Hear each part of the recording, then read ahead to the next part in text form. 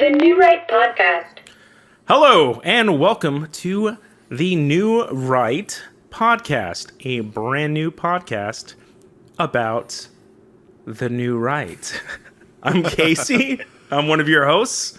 This is David. I will be the other contributor to this podcast. So, we have a few different topics on the docket today.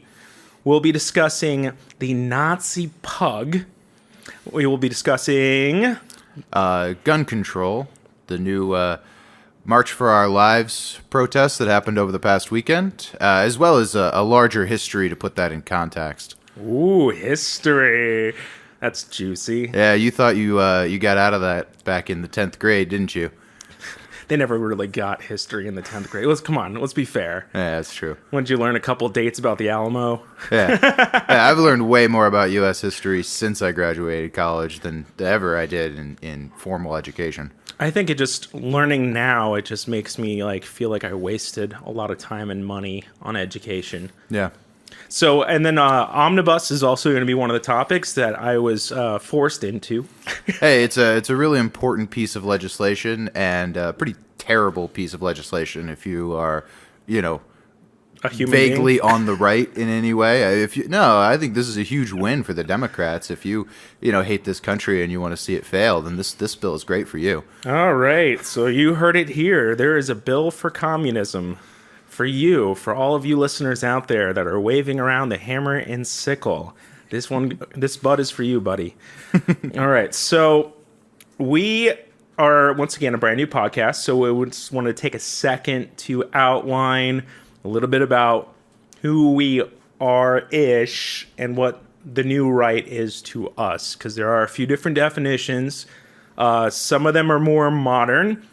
Some of them are a little bit more old-timey, and old-timey kind of is a little racist. So let's be fair. That is not what we are about. So we are going to go ahead and get into that. So once again, my name's Casey, and I would say I would fall under the classical liberal libertarian bit. So I know that this is a conservative podcast, and I think a classical liberal could fall kind of either way, right? Sure. Sure. Well, a classical liberal at this point is on the right. It didn't used to be. Before 1921 in the Frankfurt School, classical liberals were on the left, and conservatives were on the right, and now pretty much if you're either a liberal or a conservative, you're on the right, and it's just socialists on the left. Yeah, the Frankfurt School is the only school that I would encourage you to fail. Anyway, so that's kind of a little bit about where I'm coming from. You'll hear throughout the podcast little bits and pieces of why I have defected from the left. I am one of those. I'm a former, lefty who got red-pilled in a series of unfortunate events that led... Was Neil Patrick Harris a part of that in any way?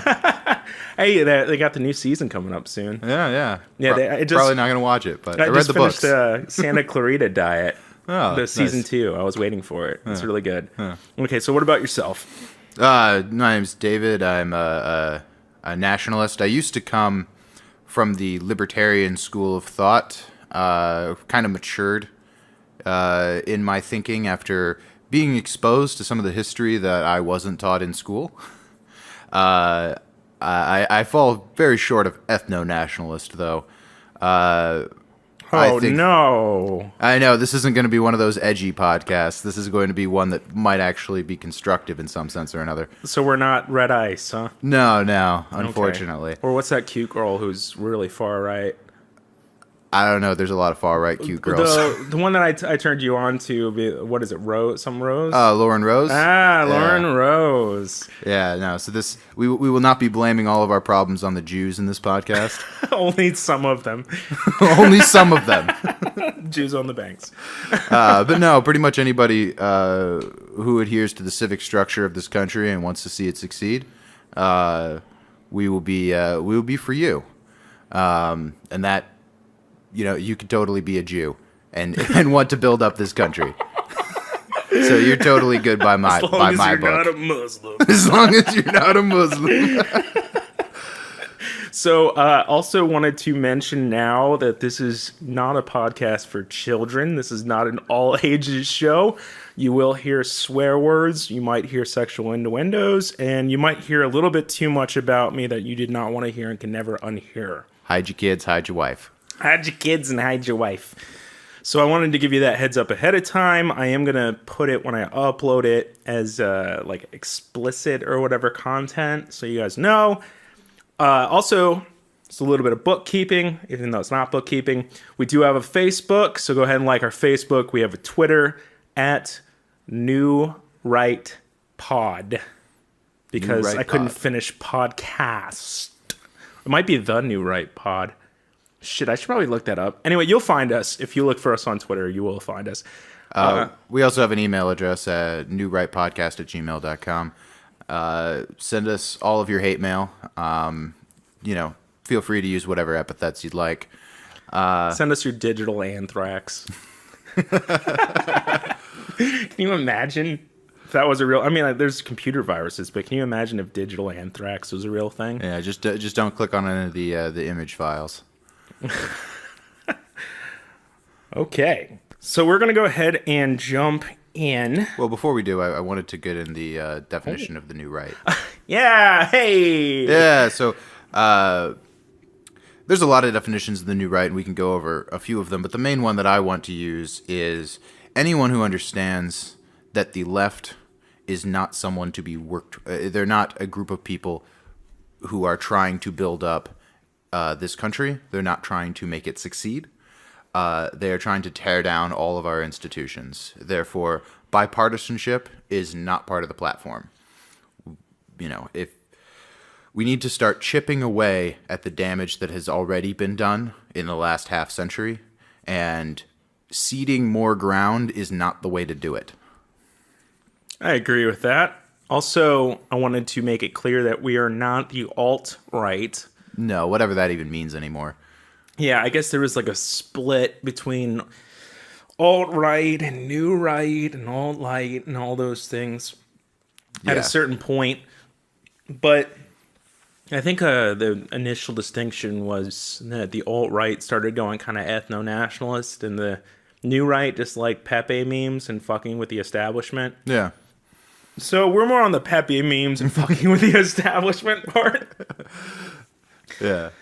So, is there anything else you wanted to discuss as far as the new right goes, or this new podcast, which we will have on iTunes, Google Play Music, and Stitcher as soon as I get everything ready?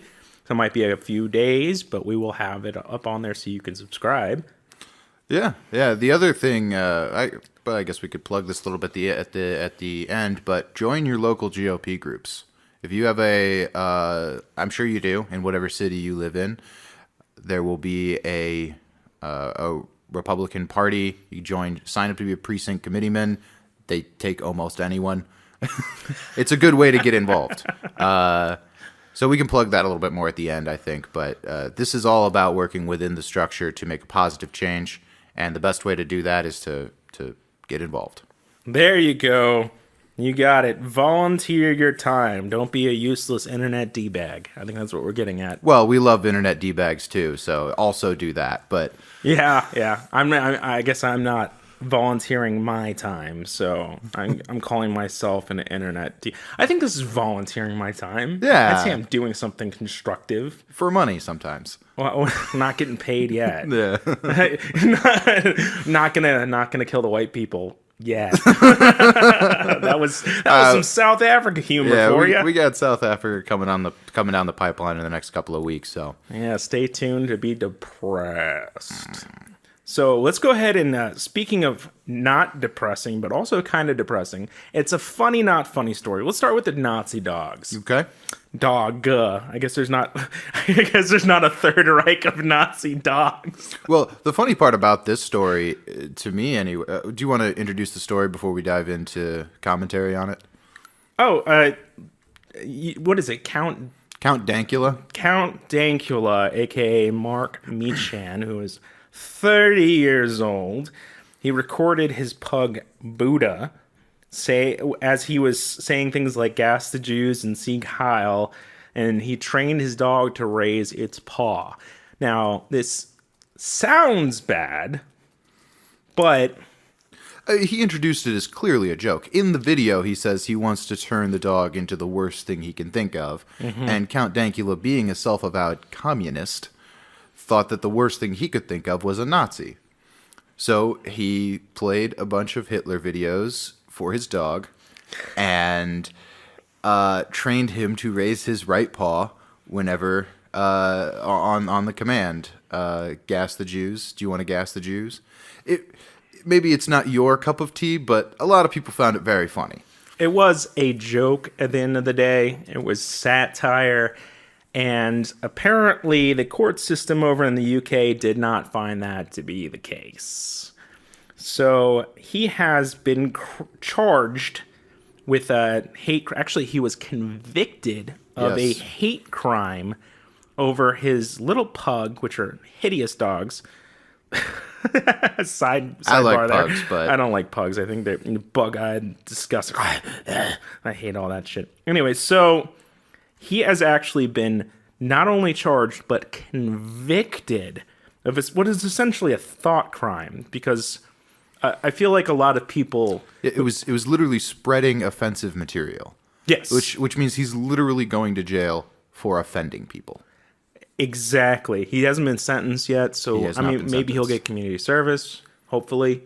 Either way, it sets a very troubling precedent. Oh, very, very, very troubling. But so what's driving me nuts about this case is just how quick they were to throw the book at him for this. How do you mean how quick? It took him 2 years, 2.5 years? Did it? Yeah. They dragged this trial on forever. That was the real crime here. They wasted 2.5 years of this man's life. Oh, dragging no shit. him through the court systems. Well, I take that back. I was thinking that this was a quick incident, like a recent incident, because it didn't really become part of the public consciousness. I've been following the story since 2015. Oh wow! Well, look at you, because I have not. So maybe I just suck. But I think I got turned on to it by probably Tommy Robinson. I'm assuming because he had. I don't know if he did a full interview with him. Lauren Southern's interviewed him as well. Yeah, I think Tommy Robinson's interviewed him. A lot of people have interviewed him because it's important. It's something that... Oh, yeah, now I'm circling back around to what I was going to say before I had that stupid moment. So... And I forgot again. Jesus Christ. Well, no, it's UK. Okay, there we go. Now I got it. People forget that the UK... does not have a First Amendment. Yes. And I think people inside of the United States often forget that countries outside of the United States, even first world countries, do not have a freedom of speech. Yes. The United States is actually alone in the world with legislatively mandated freedom of speech. Which, as we are seeing here, is extraordinarily important.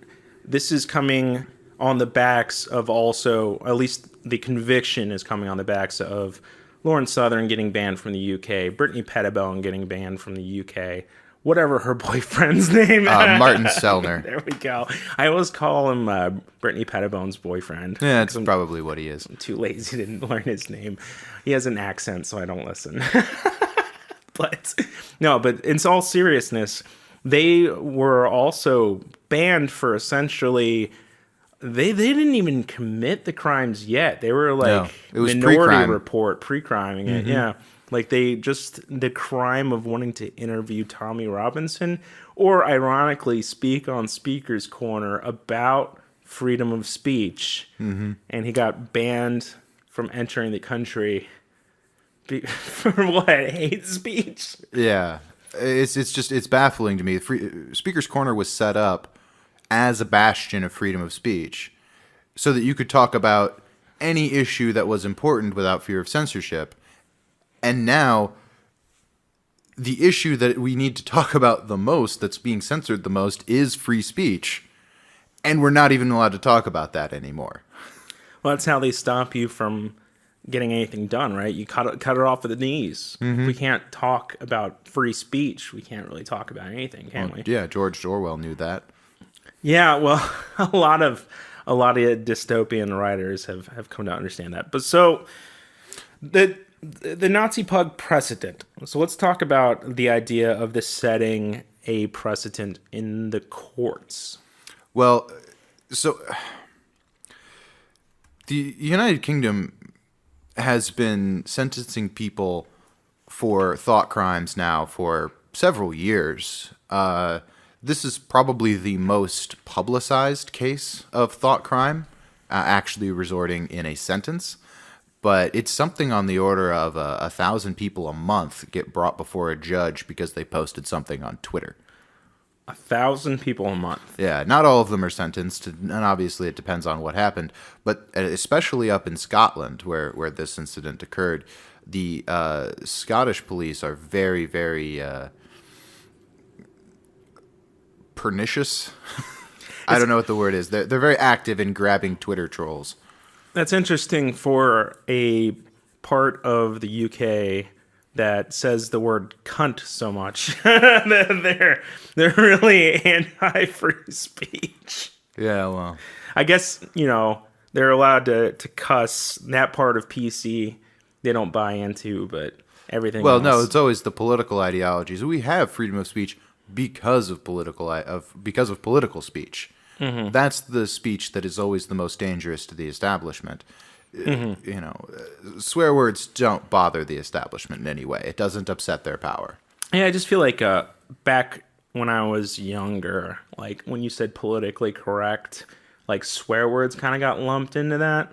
Yeah, I think so. Like I guess it just wasn't socially acceptable and politically correct kind of blended for a while. Yeah, which was a huge mistake for us to do as a culture, but yes, it was. So where does it go from here? Where is there anything that can be done? Is there any petitions to sign? Is there any protests to show up to? I mean, what do we do about this? Well, I imagine we mostly speak to people in the United States, and from the United States, there's not a whole lot you can do.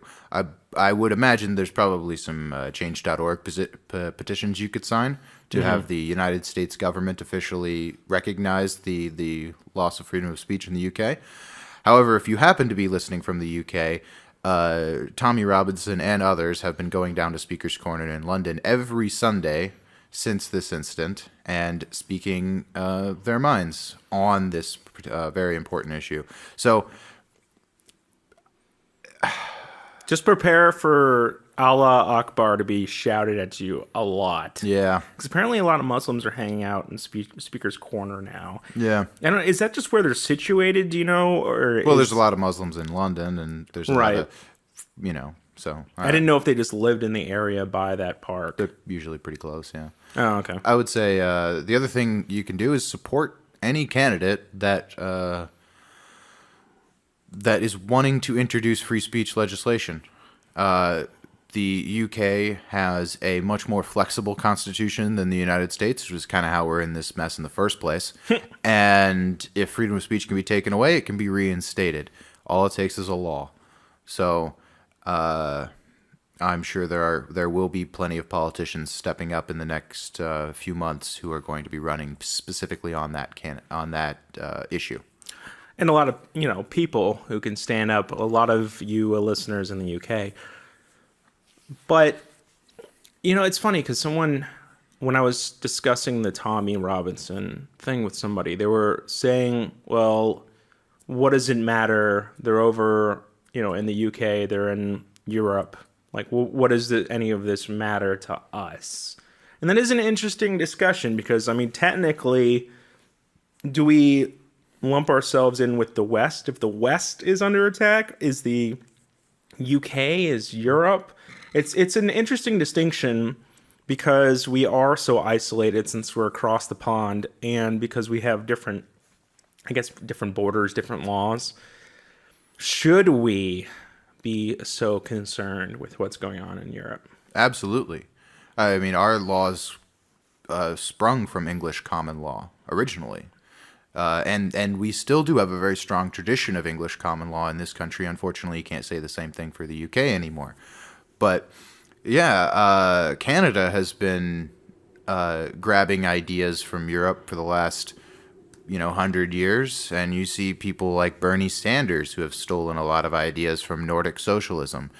What happens in the rest of the Western world does eke out across borders, because especially in the days of the internet, ideas are not confounded. Ideas don't stop at the border. Okay, so you're saying it's more the battle of ideas as opposed to actually doing anything to help Europe. Oh yeah, I think we should invade the UK and reestablish English common law. Hey, I'm telling you, man, we're eventually gonna have to go to war in Sweden or let them fall. I'm not sure which is gonna happen first. France is more important, actually. We can't have France has nuclear weapons. Sweden doesn't. Right. I'm saying, like, I think Sweden's gonna fall before France. And do we let that happen as an example, or do we take that as an affront? Well, now we're sort of getting into the Islamification of Europe, and that is an entirely different topic than Nazi pugs on a YouTube video. Well, I mean, I'm assuming that we're going to get into that topic a lot. We will. So I'm not going to try to contain it too much. Once again, tangents are okay. Tangents are okay. And it's good for people to kind of go in understanding. I think that's also part of this new right movement, is kind of like a fuck you to any sort of multiculturalism. That's been a huge part of this redefinition of new right, which is pretty close to the old definition, actually. But the idea that we are standing up for Western rights, I'm not a proud boy, but I understand the concept of Western chauvinism. It's just super cringy to take your name from a Disney musical. It sounds like a soccer hooligan thing. When you first mentioned it to me, I was like, isn't that like an old gang or something? The Proud Boys.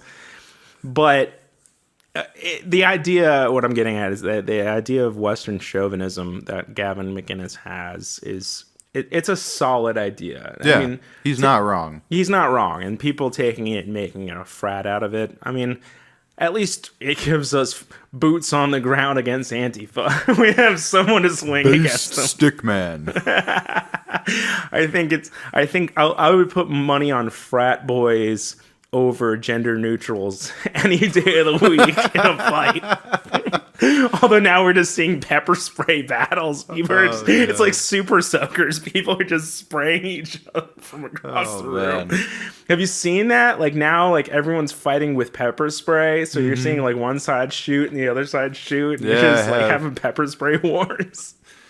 God. It's gotten a little ridiculous. I mean, it makes sense. Yeah. Well, I mean, these people are trying to explicitly, they say this is what they're doing, undermine Western civilization and tear down the institutions. This is what is at the heart of postmodernism. They don't like the society that they live in, and they want to fundamentally change it. For those of us who do like the civilization that we're in and do appreciate the institutions that have made us the freest country in the world, we have to stand up for that. Yeah, they want communism, but they don't want to hop on a plane and go to China or let alone Venezuela. Yeah, no, they never actually go live, faithfully to their values. They just hate ours. Hey, they're about to cleanse all the white people in South Africa, so if they need to replace their white population, you can send some commies over there. I mean, they're a communist group, right? Yeah, the ANC is super communist. There you go. So one last thing on the Nazi pug story. There was a dog. A very similar situation happened in the Third Reich, where, when Hitler was actually in control. This has happened in like 1933. There was a communist who was trying to make fun of the Nazis. And he taught his dog to salute. And the Nazi government at the time sent him to trial, but he wasn't convicted of anything. So people making fun of the Nazis, in both cases, the UK actually went ahead and punished him while Hitler was unable to do so. Which I think just really puts the whole thing in perspective. So the Nazis didn't punish people for making that specific person for making fun of the Nazis. Yeah, they tried to punish people for making fun of the Nazis, but it didn't get through their court system. The UK is dead set on punishing people for making fun of Nazis.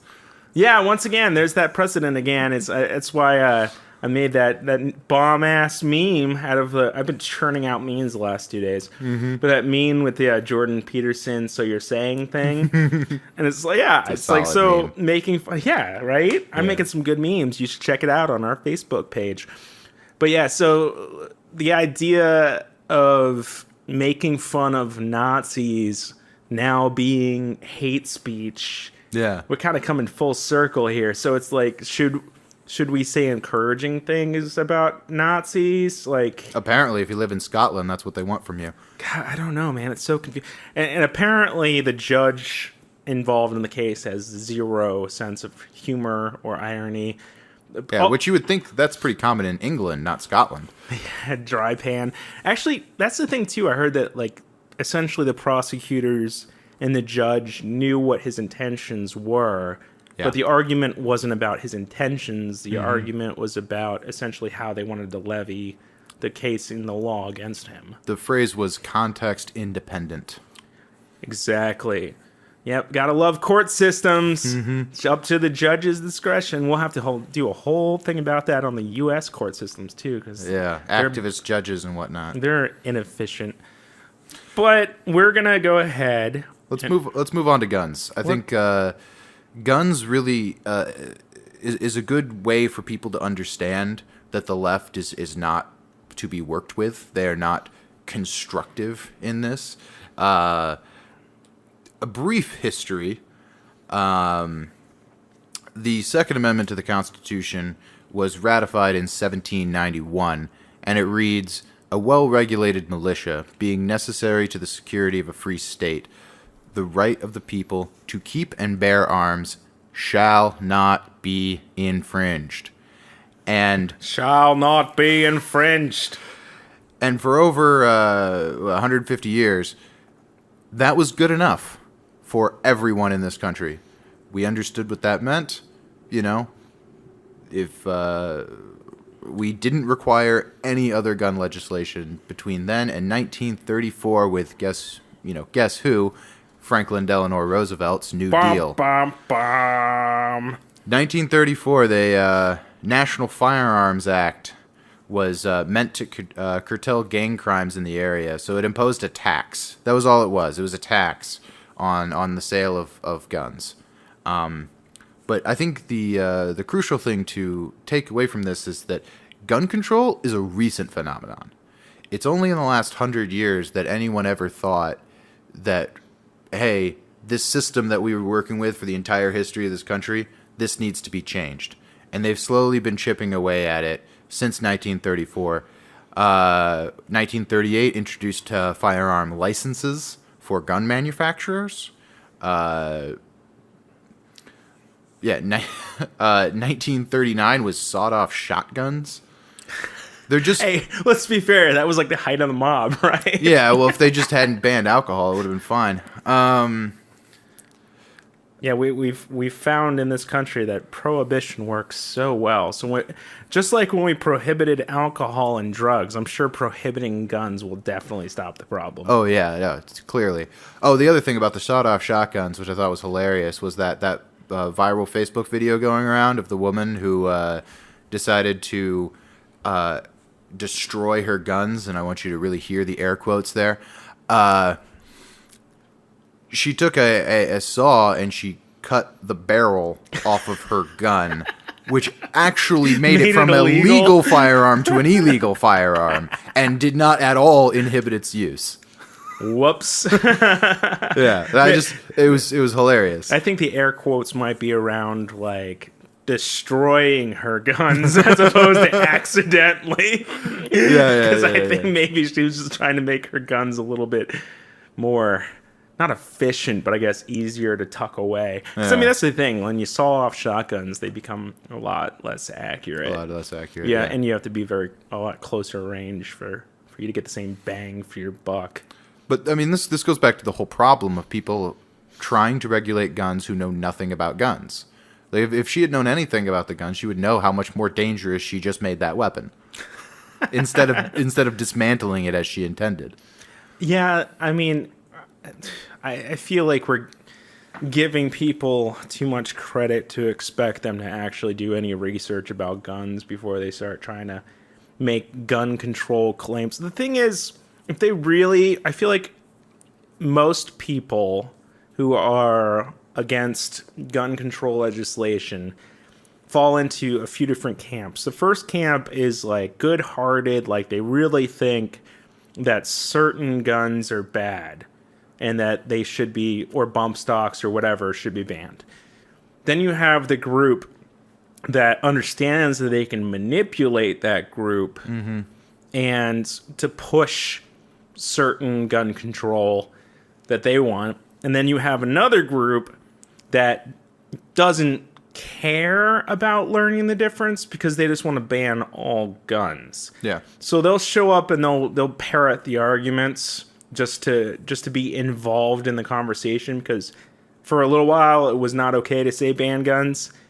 But the intention, I feel like that's the reason why the research isn't there, because the intention isn't to ban specific guns or to change gun legislation.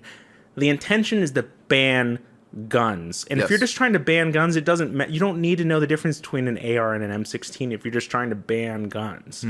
If you're trying to ban AR-15s, yeah, you need to know the difference between a fully auto, a burst shot, a semi-auto, a pump action. Yeah, if you are legitimately concerned about certain guns, then you learn the difference. But if you are just hiding behind the idea that you're afraid of scary assault weapons, I believe there's no incentive for you to actually learn the difference. It's like if you were trying to ban alcohol and you said alcohol is bad. Okay, so let's say that the issue is that people are drinking liquor and they're getting too drunk on the liquor and they're getting into car accidents. And you say, well, we should ban whiskey. It's like, why whiskey? Well, because that's what the guy was drinking when he got into a car accident. Well, what about vodka? Or what about 151? What about things that are stronger than most whiskeys? Or what about beer? You can get drunk on beer. It's like, well, we're banning whiskey because that's what the guy was drinking when he got into the car accident. Yeah. It's like, okay, you obviously don't give a shit about the difference between vodka and whiskey. You don't even care about beer. And beer in this situation, actually, I'm coming up with this metaphor as we go, but It's not a bad metaphor. Beer in this situation is handguns. Because they're looking at liquor. When handguns, that's what people are drinking at the bars. They're just having beers after work, and they're getting drunk off of a few beers and driving their cars. Most people... Maybe not most people, but people aren't all just doing shots, getting hammered and driving. Some people are just going for a few beers. They have a few too many, and they get into a car accident. Yeah, I don't have the statistics on it, but I would imagine more drunk driving incidents come from beer than from, 151, for example. And feel free to correct us on our social media platforms, but it's heavily encouraged. I guess just to go with the metaphor, it's people are looking to ban whiskey. And they're looking at liquor being dangerous, and they don't give a shit about beer. And the reason they don't give a shit about beer is because they're trying to ban alcohol. And beer will get banned when alcohol gets banned. Yeah. Beer doesn't matter. The issue is to demonize whiskey, to demonize liquor, and when you get liquor banned, beer's not that far away. And that's why you need sawed-off shotguns, because they took away all the legal alcohol, and you need to... run liquor through Chicago. Yeah, have sawed-off whiskey bottles. I think the better, not to dismiss that analogy. I think it's a good one, but I think the analogy that a lot of people probably think of is these video games and comic books. Social justice warriors coming in not knowing a damn thing about comic books or video games or anything. They just think it's bad and they don't like it. and they want to fundamentally change what it is. It's the same thing with people who think that AR-15 stands for Assault Rifle 15. They don't know anything about guns. They just think it's icky, and they want it changed fundamentally, if not banned outright. I could do a whole episode on the comic book thing. Yeah, maybe we will. I think that's a useful topic to understand postmodernism and the Frankfurt School and all of that stuff. But I agree. So now we had the March for Our Lives. This was interesting because just like with a few other situations, the left is using mouthpieces, and the mouthpieces are not doing a great job with subtlety and nuance. It depends on who you listen to, right? I know plenty of leftists really love David Hogg and Emma Gonzalez. Right, and that's not what I'm saying. It's not about whether or not they like them. It's more about, I'm trying to remember the specific name. I think it was, oh God, which one was it? See, this is what I'm saying, that I wanted to kind of know their names, but it doesn't matter. The point is, the girl with the blonde hair and the glasses and the beanie. So her whole thing was that she wants to ban the bump stocks. Did you hear the speech? No, I did not hear the speech. Oh, okay. So she said, we should go after the bump stocks, and once we take an inch, we can take the mile.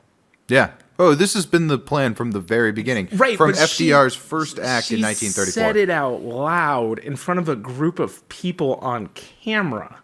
She didn't, that wasn't that's not me mixing words. She literally said, we can take the inch and then we can take the mile. Yes. So she straight up admitted that bump stock legislation is supposed to be a slippery slope. And that's been the argument this whole time, is like, well, bump stock's a slippery slope. And then the Democrats have been like, you're just being paranoid. We're not trying to take your guns. And then once again, you throw an idiot high schooler on stage and they're like, yeah, we're going to ban bump stocks. And then guns. Yeah. You're like, why ban bump stocks then? Oh, because you want to create a slippery slope. You're on camera. We can all hear you.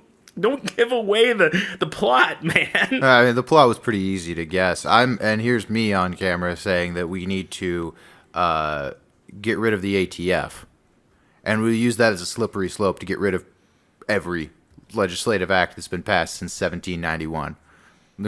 We need to start chipping away at this. We need to, incremental victories. This is what the left's been using to deprive us of our Second Amendment rights since 1934.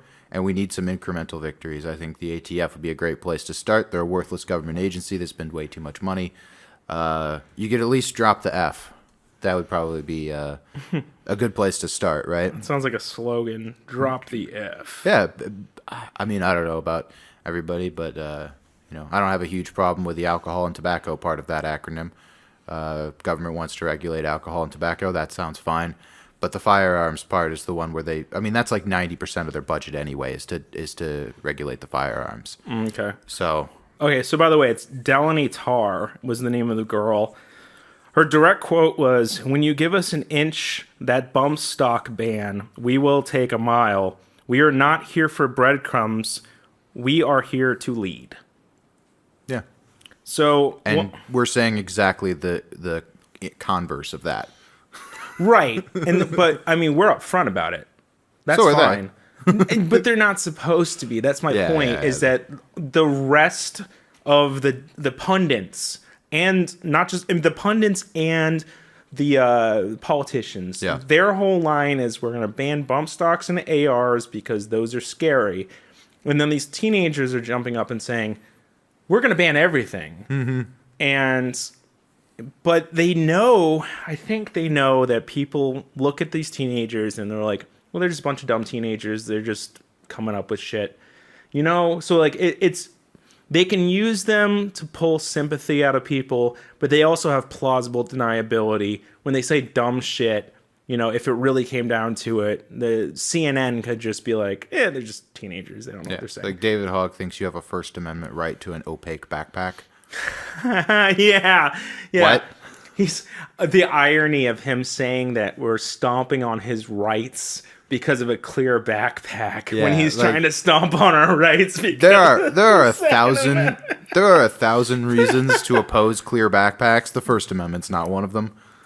I just think it's so funny that he's all about the Constitution when it comes to his backpack, not when it comes to guns.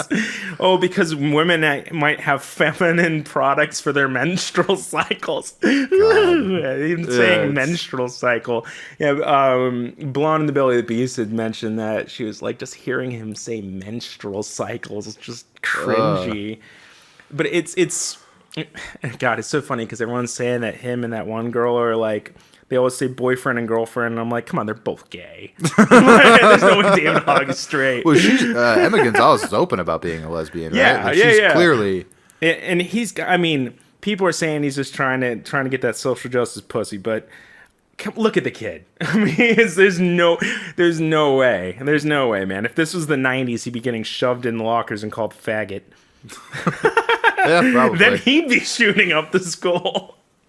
No, people didn't do that in the 90s. That's when Columbine was 97, yeah. So see? Yeah, there you go. Yeah, it's the 90s. I'm sure there was shootings before then, too. I think that was just a big one. Possibly. I'm not well-versed in that.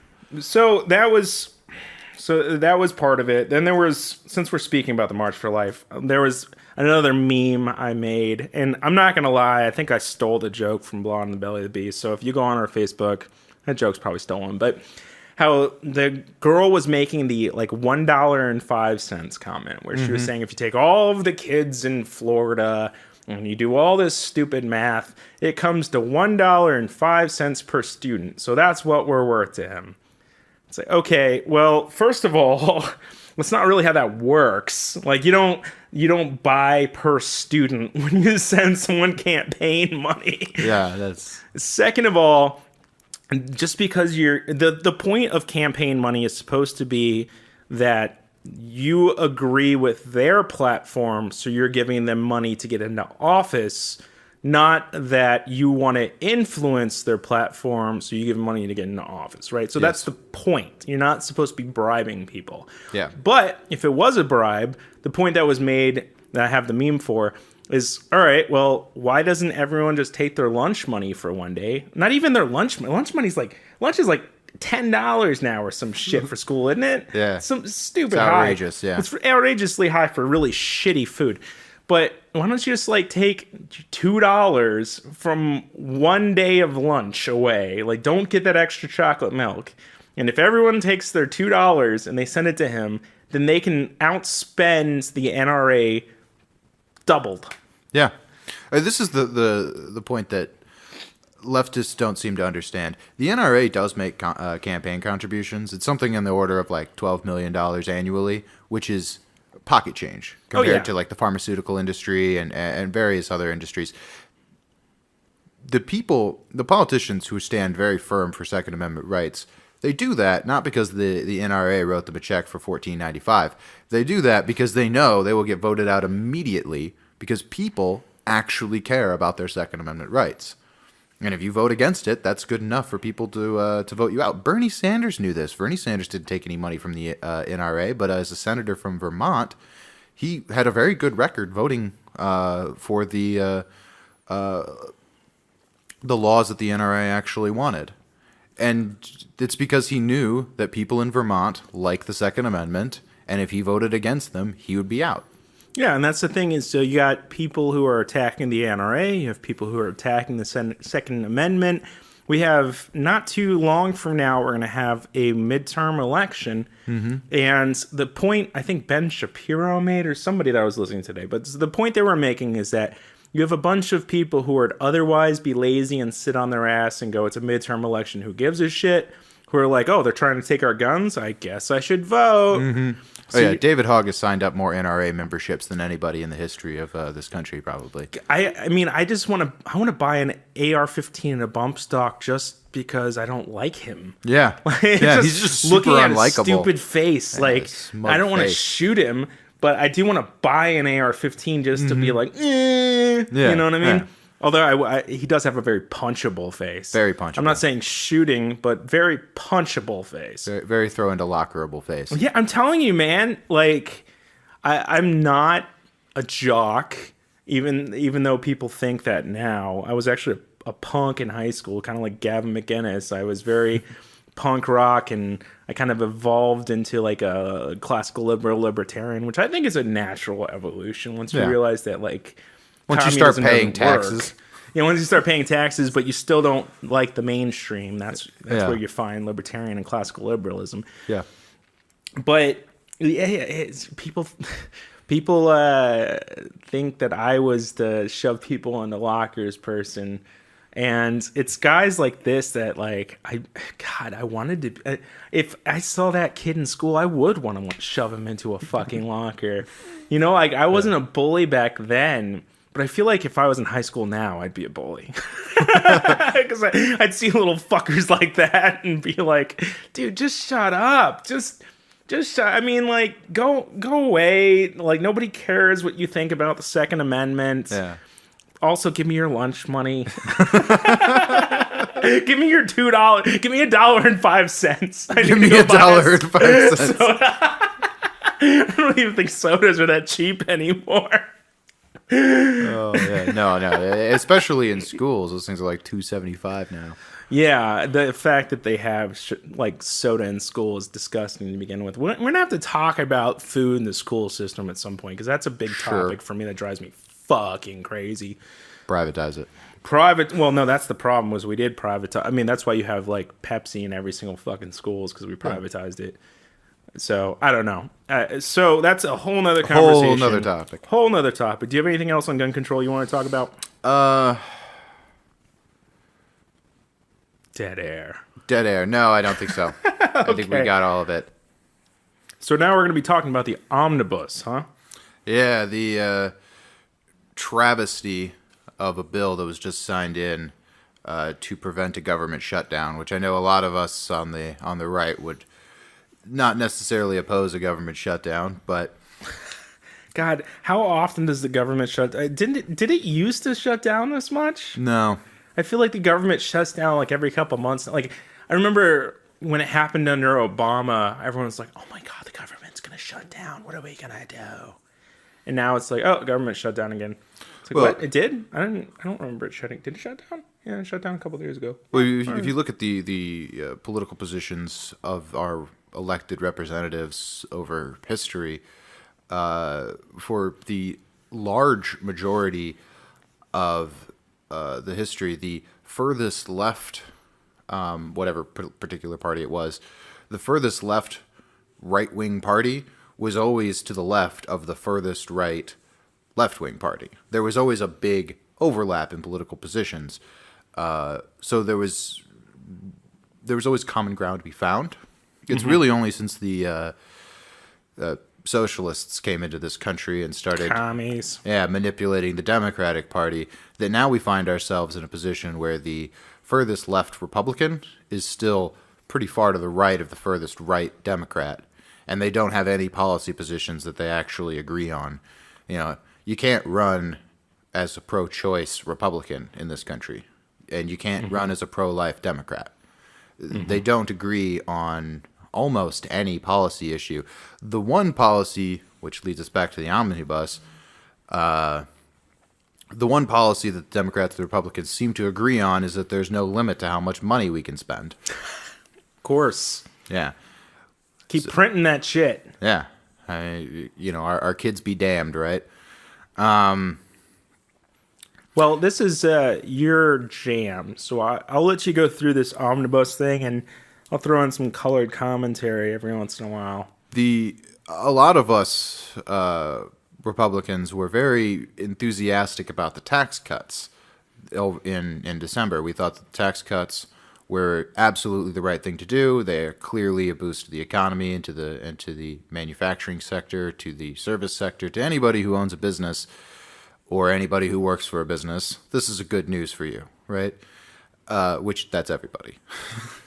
However, we cautioned at the time that this tax cuts needs to be coupled with a spending cut, or else it doesn't matter. And instead of a spending cut, we got a huge spending increase.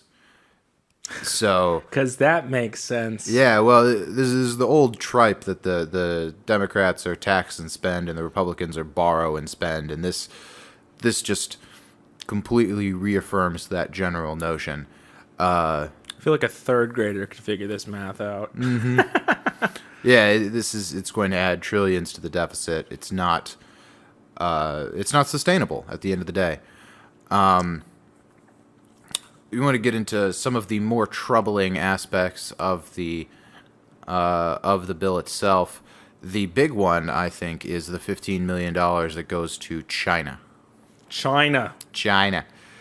Yes, the hostile foreign power that has been engaging in unfair trade practices with us for the better part of half a century now.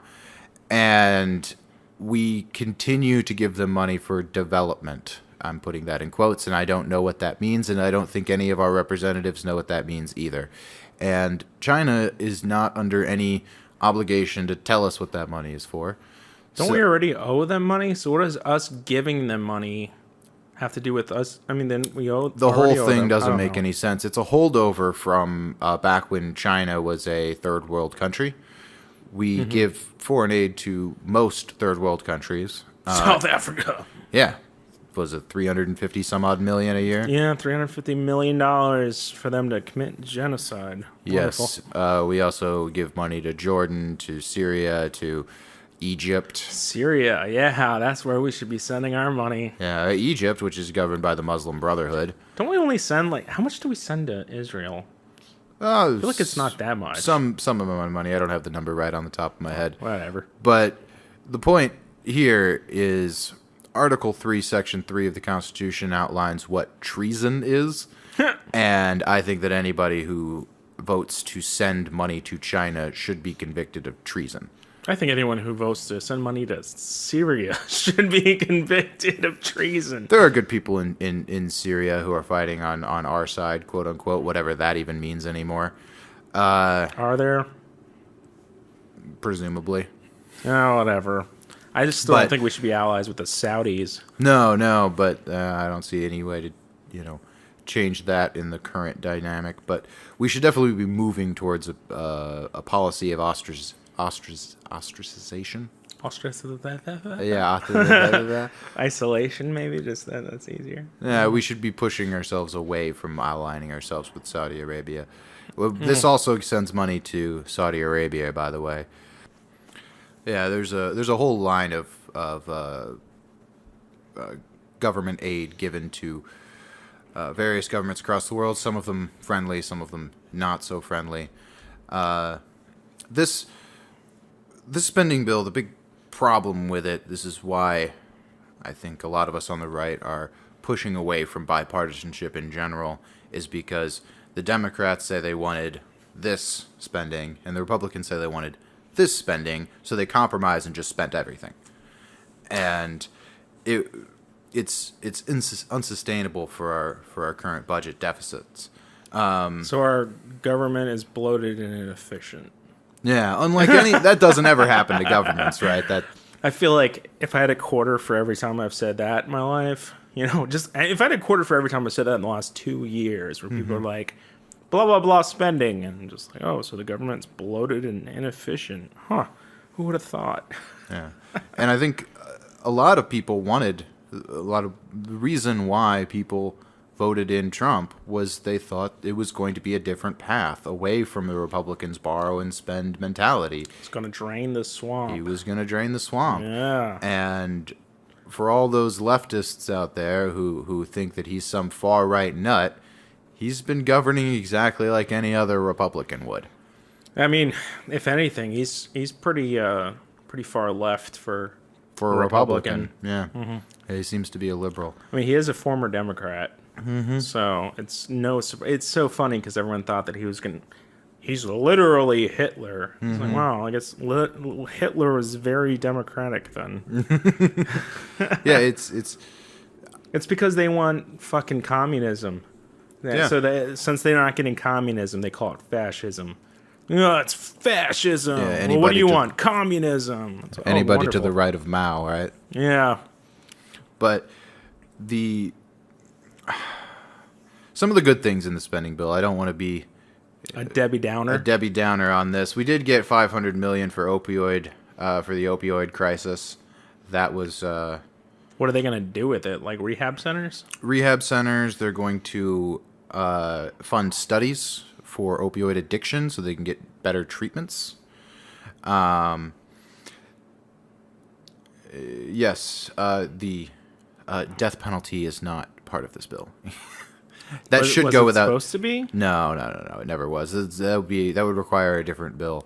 Oh, the drug dealer thing. Mm-hmm. Okay, now I get what you're talking. Yeah, it was a little bit much anyway. Yeah. The other thing that we got, as from the Republicans, the Republicans wanted was $380 million to shore up voting systems, including electronic verification. So we should get more secure elections going forward, which I think is a good thing. Can we vote from our phone yet? Because I feel like that's only if you're a Democrat. Only if you're a Democrat. Yeah, it's a new Democrat procedure to get out the youth and minority votes, so they can get the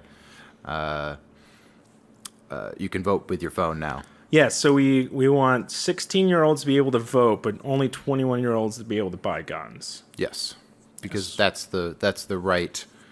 That makes sense. That makes sense. Not fully formed brains. I feel bad for those kids. Like, at the end of the day, like, we have the mainstream media like CNN. I tweeted about this earlier, but the mainstream media like CNN is having us bash and make fun of a bunch of dumb teenagers for being dumb teenagers. Yeah. And I feel really like I would feel worse about it if they weren't such twats. Yeah. But I mean, they're teenagers. Teenagers are twats. I mean, that's just part of being a teenager. All of us had terrible ideas when we were 16. Yeah, exactly. So them trotting out these teenagers and making them into a circus show that we all laugh and throw peanuts at it's pretty disgusting, you know? Yeah.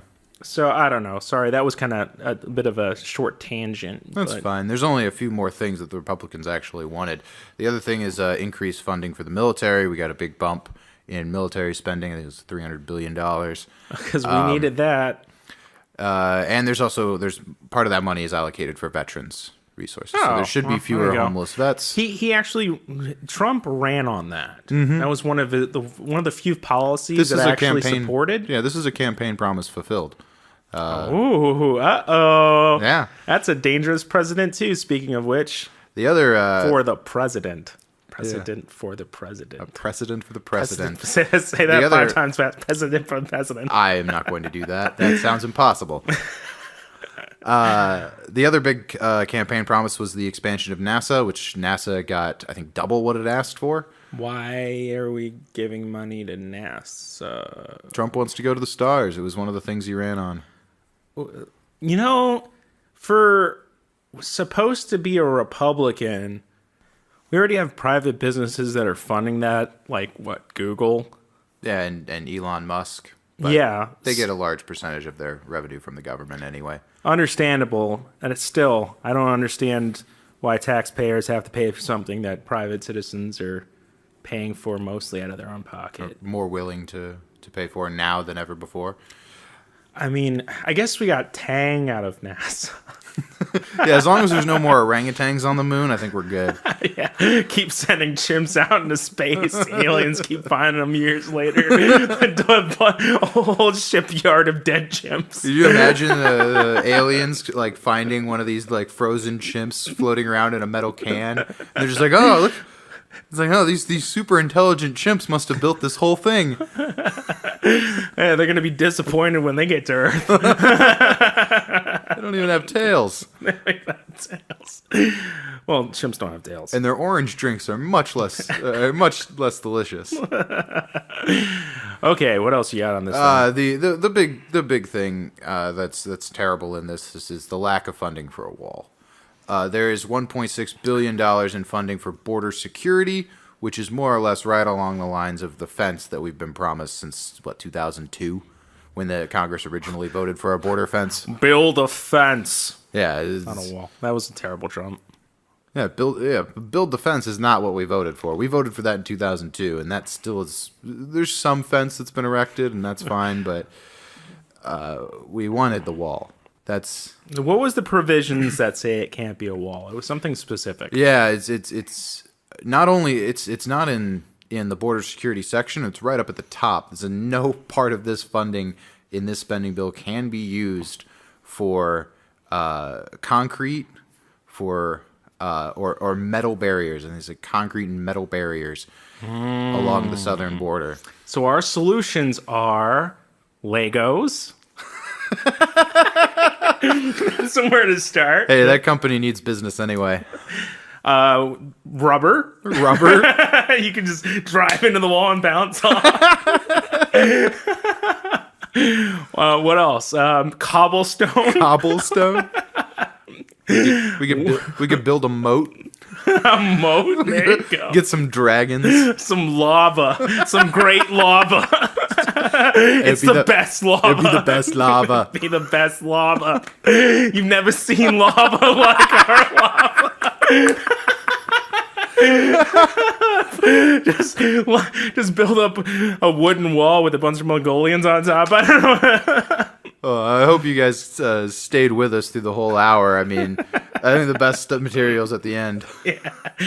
And once we start losing it, that's when it gets funny. Yeah. All right, so outside of the huge wall that's not being built, anything else, man? No, just the fact that this is moderate Republican leadership that we have here, not the Republican leadership that we voted for, and the isn't it though? I feel like this is kind of the Trump we were expecting, isn't it?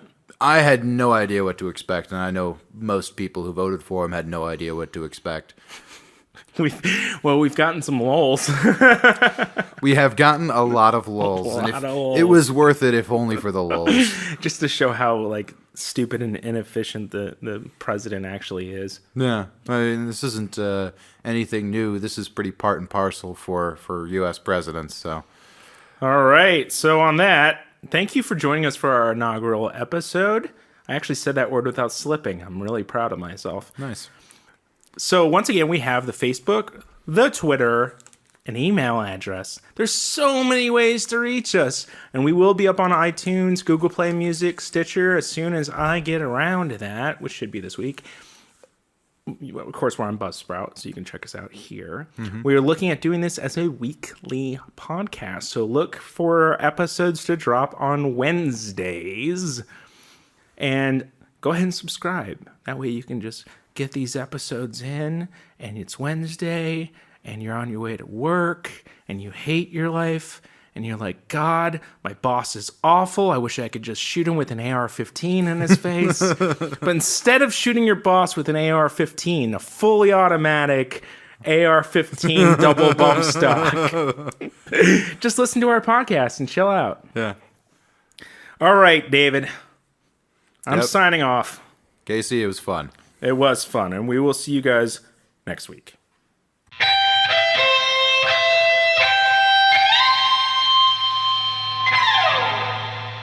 The New Right Podcast.